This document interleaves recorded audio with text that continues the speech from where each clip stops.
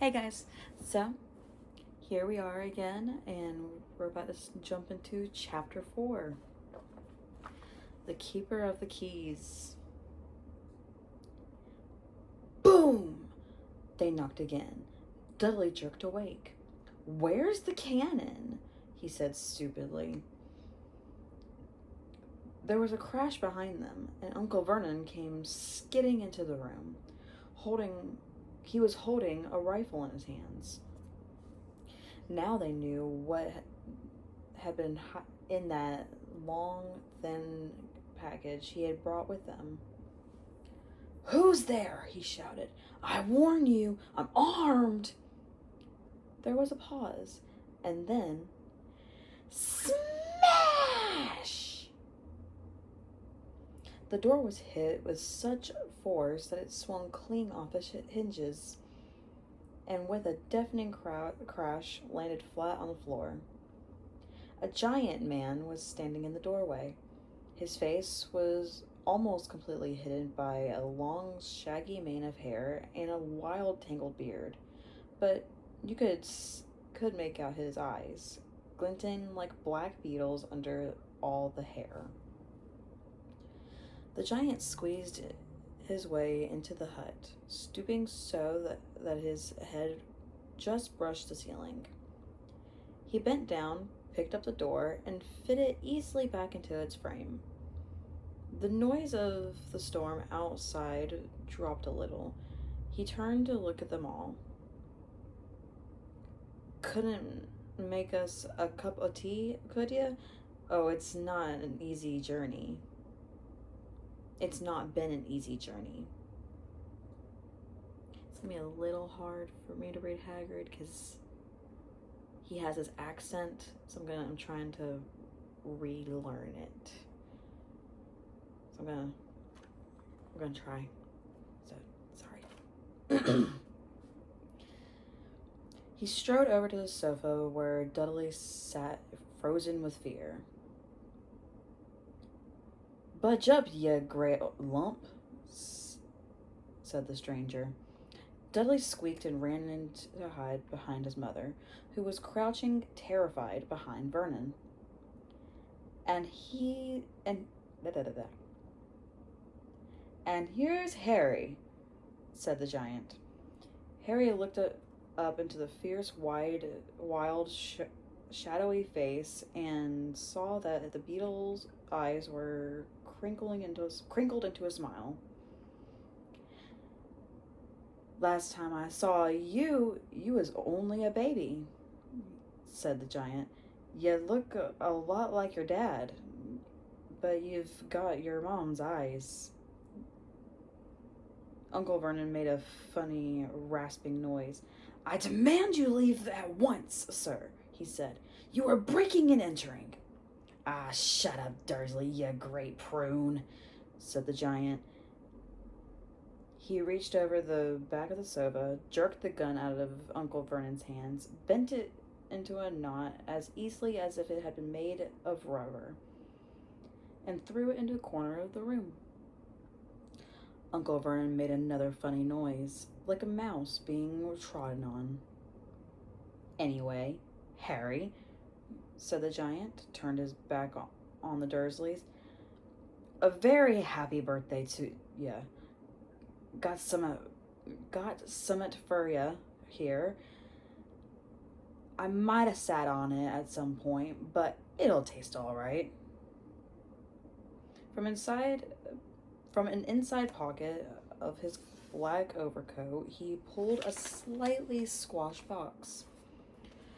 Harry opened it with trembling fingers. Inside was a large, sticky chocolate cake with Happy Birthday, Harry" written on it in green icing.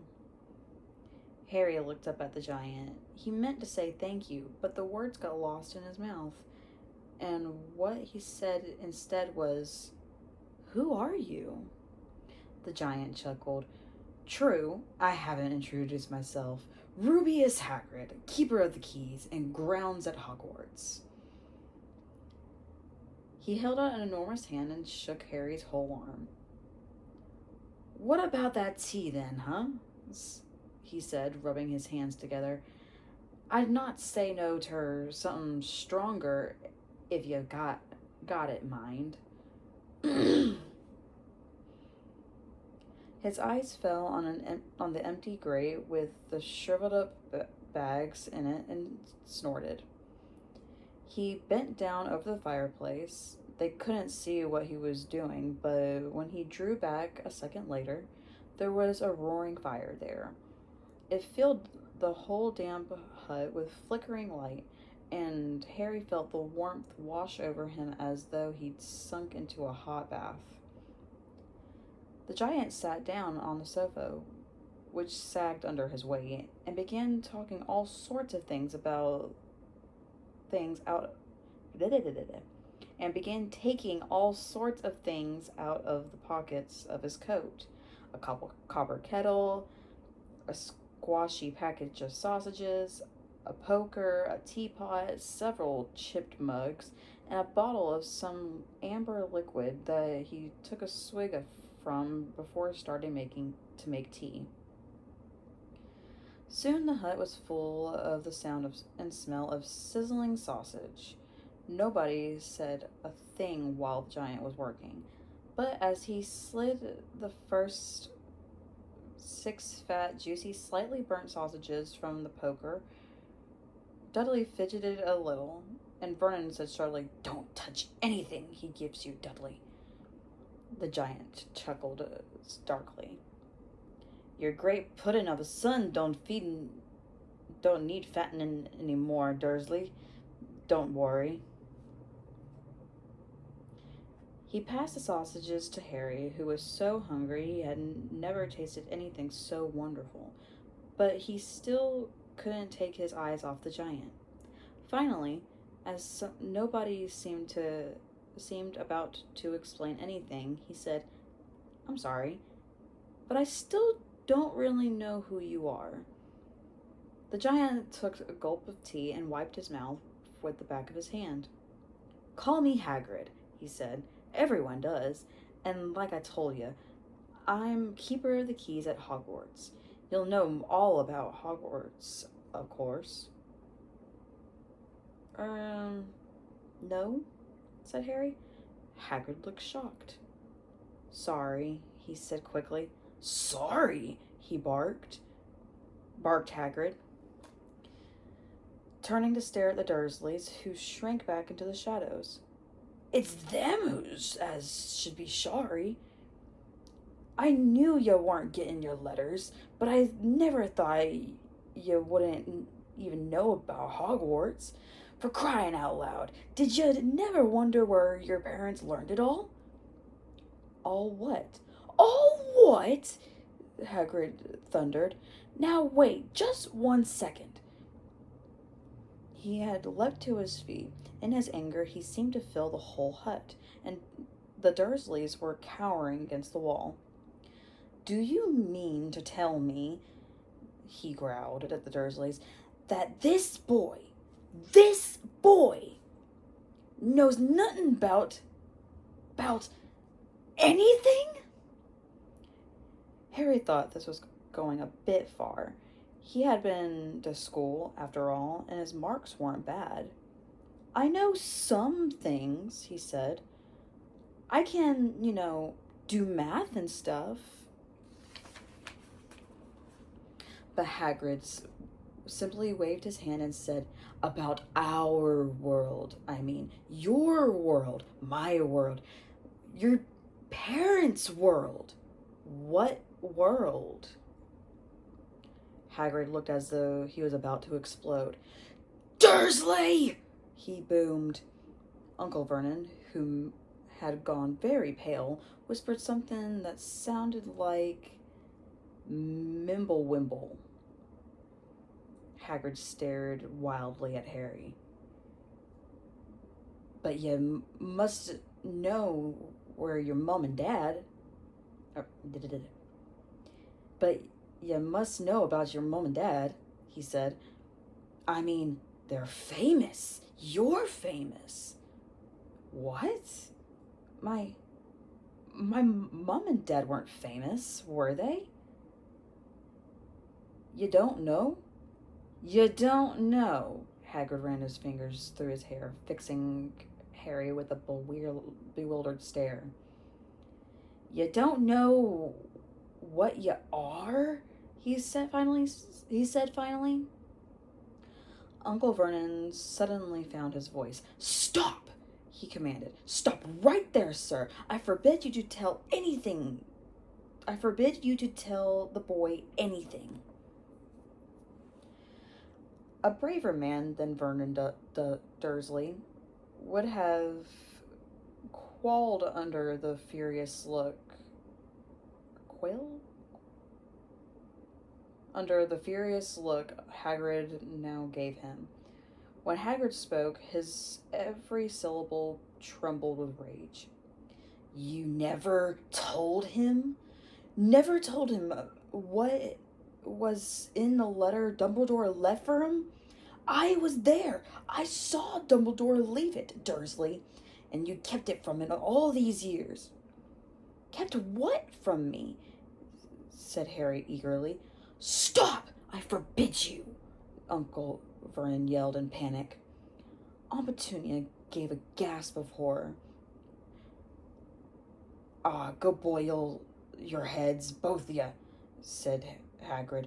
Harry, you're a wizard. There was a silence in the hut. Only the sea and the whistling wind could be heard. I'm a what? Gasped Harry. A wizard, of course, said Hagrid, sitting back down on the sofa, which groaned and sank even lower. A thumping good one. No. A thumping good one, too, I'd say, once you've been trained up a bit. With a mum and dad like yours, what else would you be? And I reckon it's about time you read your letter. Harry stretched out his hand at last to take the yellowish envelope addressed in emerald green to Mr. H. Potter, the floor, hut on the rock, the sea, and pulled out the letter to read. Hogwarts School of Witchcraft and Wizardry. Headmaster Albus Dumbledore, Order of Merlin, First Class, Grand Sorcerer, Chief Warlock, Supreme Mugwump, International Confederate of Wizards. Dear Mr. Potter, we are pleased to inform you that you have been accepted at Hogwarts School of Witchcraft and Wizardry. Please find enclosed a list of all necessary books and equipment. Term begins on September 1st. We await your owl by no later than July 31st. Yours sincerely, Minerva McGonagall, Deputy Headmistress. Questions exploded inside Harry's head like fireworks, and he couldn't decide which to ask first. After a few minutes, he stammered, What does this mean, they await my owl?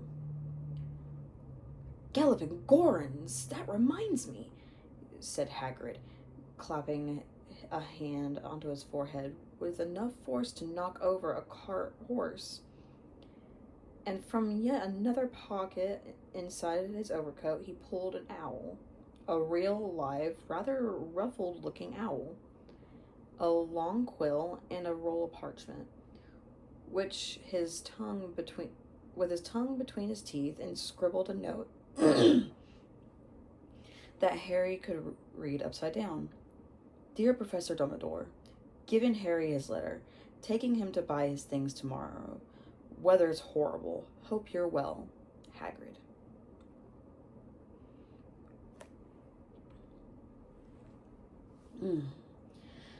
Hagrid rolled up the note, gave it to the owl, which clamped it in its beak, went to the door, and threw the owl out into the storm. Then he came back and sat down as though this was as normal as talking on the telephone. Harry realized his mouth was open and closed it quickly. Where was I? Said Hagrid, but at that moment Uncle Vernon, still ashen-faced, but still looking very angry, moved into the firelight. "He's not going," he said. Hagrid grunted. "I'd like to see a great muggle like you stop him," he said. "A what?" said Harry, interested. "A muggle," said Hagrid. "It's what we call non-magic folk like them, and it's your bad luck you grew up in a family the biggest muggles I had ever laid eyes on." "We swore when we took him in we'd put a stop to the rubbish," said Uncle Vernon. "Swore we'd stamp it out of him. Wizard indeed." "You knew?" said Harry. "You knew I'm a wizard." "Knew?" shrieked Petunia. "Knew? Of course we knew. How could you not be? My dratted sister being what she was. Oh, she got a letter just like that and disappeared off to that school and came home every vacation with her pockets full of frog spawn, turning teacups into rats. I was the only one who saw her for what she was, a freak. But for my mother and father, oh no, it was Lily this and Lily that. But they were proud of having a witch in the family." She stopped and drew a deep breath, and then went ranting on. It seemed she had been wanting to say this for years. "Then she met that Potter at school, and they left and got married and had you, and of course I knew you'd be the same, just as strange, just as abnormal. And then, if you please, she went and got herself blown up, and we got landed with you." Harry had gone very white. As soon as he found his voice, he said, "Blown up? You told me they died in a car crash." "Car crash?" roared Hagrid, jumping up so angrily that the Dursleys scuttled back into their corner. "How could a car crash kill Lily and James Potter? It's an outrage, a scandal. Harry Potter not knowing his own story when every kid in our world knows his name." "But why? What happened?" Harry asked urgently. The anger faded.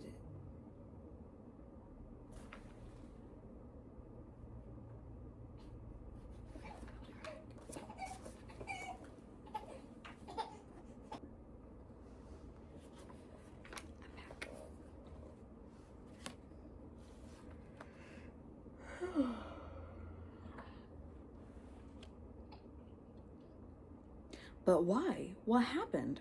Harry asked urgently. The anger faded from Hagrid's face. He looked suddenly anxious. "I never expected this," he said in a low, worried voice. "I had no idea. When Dumbledore told me there might be trouble getting hold of you, how much you didn't know. Ah, Harry, I don't know if I'm the right person to tell you, but someone's gotta. You can't go off to Hogwarts without knowing." He threw a dirty look at the Dursleys. "Well, it's best you know as much as I can tell you. Mind, I can't tell you everything. It's a great mystery, parts of it." He sat down, stared into the fire for a few seconds, and then said, "It begins, I suppose, with a person called... But it's incredible you don't know his name. Everyone in our world knows." "Who?" "Well, I don't like saying the name if I can help it. No one does." "Why not?" "Gulping gargoyles, Harry. People are still scared. Blind me, this is difficult. See, there was this wizard who went bad. As bad as you could go. Worse, worse than worse. His name was... Hagrid gulped, but no words came out. Could you write it down? Harry suggested. Nah, can't spell it. All right. Voldemort.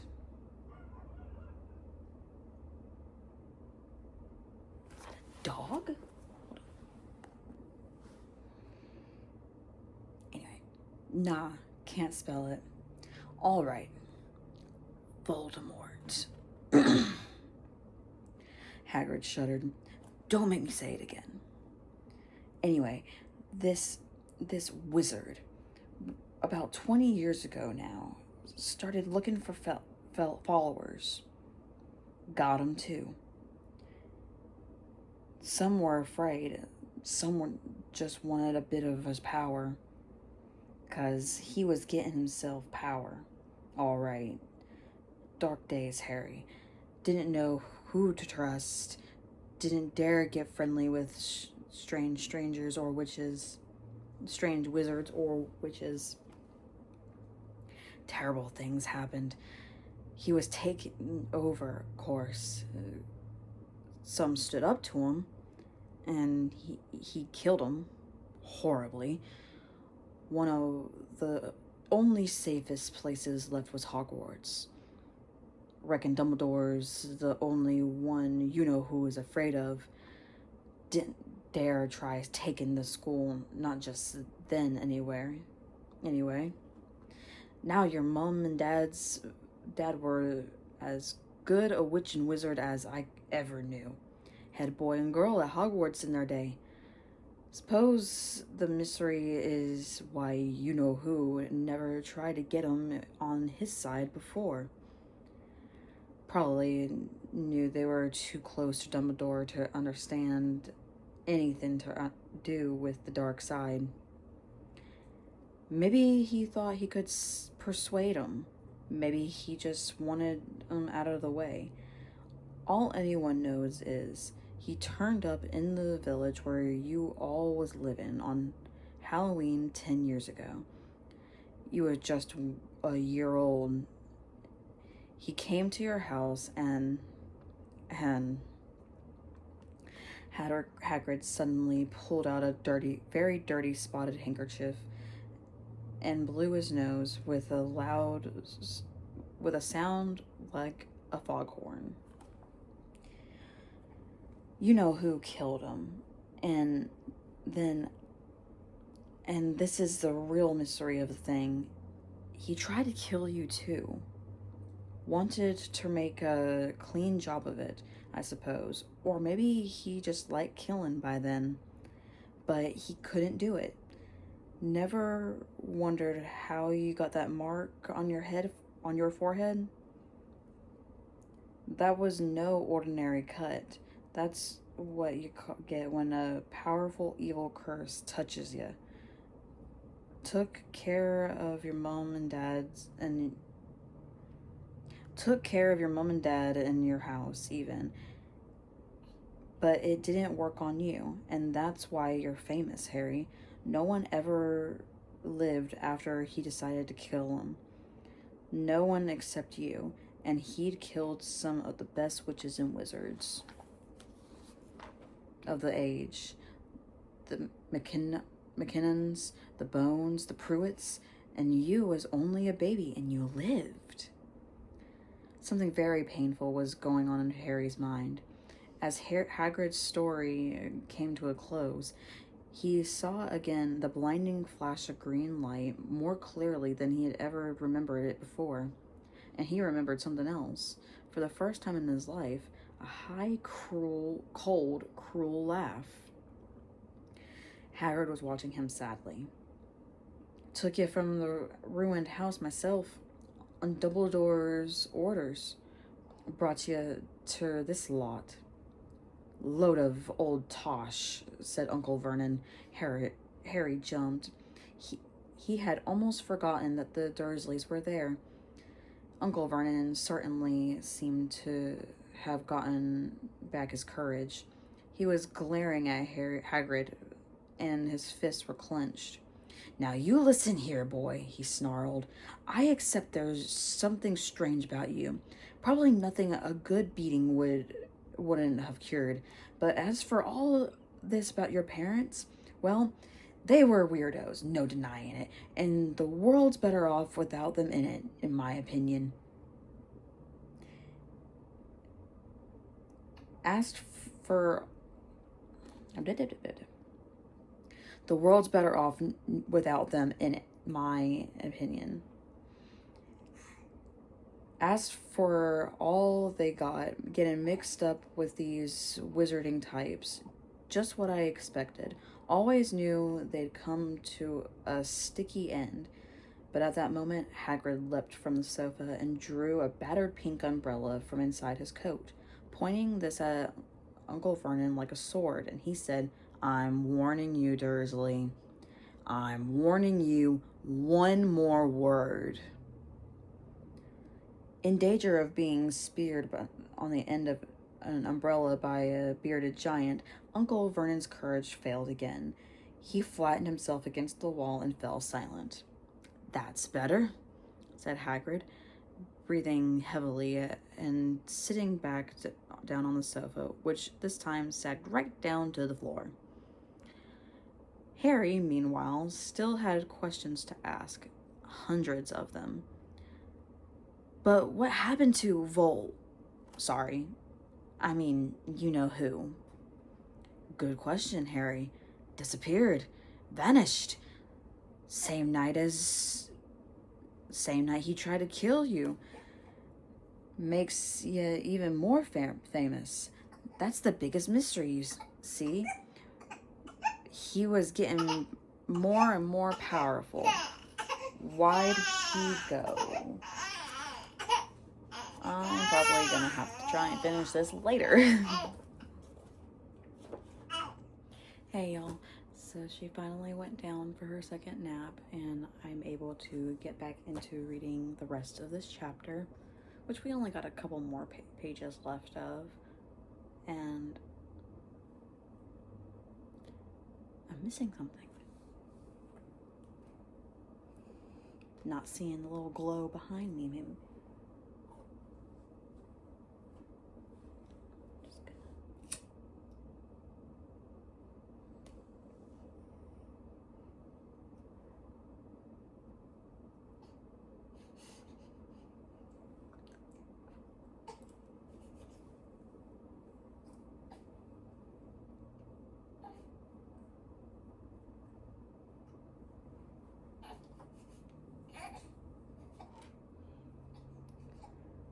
Well, there goes my candle. And apparently, my daughter. Okay, I'm back. Sometimes I'll put her down and then 2 minutes later she'll start whining because her passy fell out. But anyway, back to chapter 4.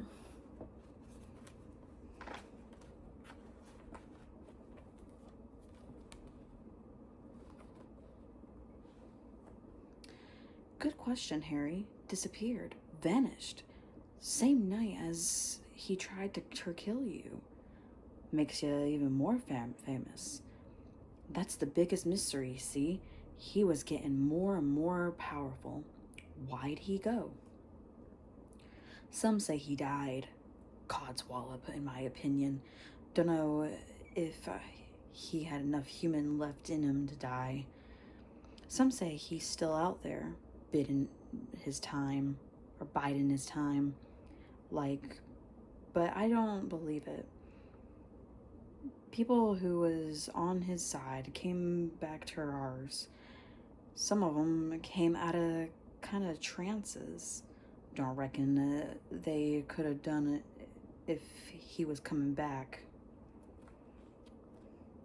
Most of us reckon he's still out there somewhere, but lost his powers, too weak to carry on. 'Cause something about you finished him, Harry. There was something going on that night, and he hadn't counted on. I don't know what it is. No one does. but something about you stumped him all right. Hagrid looked at Harry with warmth and respect blazing in his eyes, but Harry, instead of feeling pleased and proud, felt quite sure there had been a horrible mistake. A wizard? Him? How could he possibly be? He'd spent his life being clouded by Dudley and bullied by Aunt Petunia and Uncle Vernon. If he was really a wizard, why hadn't they been turned into warty toads every time they tried to lock him in his cupboard? If he'd once defeated the greatest sorcerer in the world, how come Dudley had always been able to kick him around like a football? Hagrid, he said quietly, I think you have made a mistake. I don't think I can be a wizard. To his surprise, Hagrid chuckled. Not a wizard, eh? Never made things happen when you was scared or angry? Harry looked into the fire. Now that he came to think about it, every odd thing that has ever made his uncle furious with him had happened when Harry, had been upset or angry. Chased by Dudley's gang, he had somehow found himself out of their reach. Dreading going to school with that ridiculous haircut, he managed to make it grow back. And the very last time Dudley had hit him, he hadn't got his revenge without even realizing he was doing it. He set a boa constrictor on him? Harry looked back at Hagrid, smiling, and saw that Hagrid was positively beaming at him. See, said Hagrid, Harry Potter, not a wizard. You wait, you'll be right famous at Hogwarts. But Uncle Vernon wasn't going to give in without a fight. Haven't I told you he's not going, he hissed. He's going to Stonewall High, and he'll be grateful for it. I've read those letters, and he needs all sorts of rubbish. Spell books and wands, and if he wants to go, a great muggle like you won't stop him, growled Hagrid. Stop Lily and James Potter's son going to Hogwarts? You're mad. His name's been down ever since he was born. He's off to the finest school of witchcraft and wizardry in the world. 7 years there, and he won't know himself. He'll be with youngsters of his own sort for a change, and he'll be under the greatest headmaster Hogwarts ever had, Albus Dumbledore. I'm not paying for some crackpot old fool to teach him magic tricks, yelled Uncle Vernon. But he had finally gone too far. Hagrid seized his umbrella and whirled it over his head. Never, he thundered. Insult Albus Dumbledore in front of me.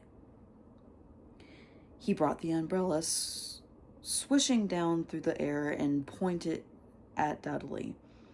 There was a flash of violent light, a sound like a firecracker, a sharp squeal, and the next second, Dudley was dancing on the spot with his hands clasped over his fat bottom, howling in pain. When he turned his back on them, Harry saw a curly pig's tail poking through his trousers. Uncle Vernon roared, pulling Aunt Petunia and Dudley into the other room. He cast one last terrified look at Hagrid and slammed the door behind them. Hagrid looked down at his umbrella and stroked his beard. Shouldn't have lost my temper, he said ruefully, but it didn't work anyway, meant to turn him into a pig. But I suppose he was so much like a pig anyway, there wasn't much left to do. He cast a sideways look at Harry under his bushy eyebrows. Be grateful if you didn't mention that to anyone at Hogwarts, he said. I'm, not supposed to do magic, strictly speaking. I was allowed to do a bit to follow ya and get your letters to ya and stuff. One of the reasons I was so keen to take on the job. Why aren't you supposed to do magic? Asked Harry. Oh, well, I was at Hogwarts myself, but I got expelled. To tell you the truth, in me third year, they snapped me wand in half and everything. But Dumbledore let me stay on as groundskeeper. Great man, Dumbledore. Why were you expelled? It's getting late, and we've got lots to do tomorrow, said Hagrid loudly. Gotta get up to town and get all your books and that. He took off his thick black coat and threw it to Harry. You can keep under that, and don't mind if it wriggles a bit. I think I got a couple of dormice in one of the pockets. And that is the end of chapter 4.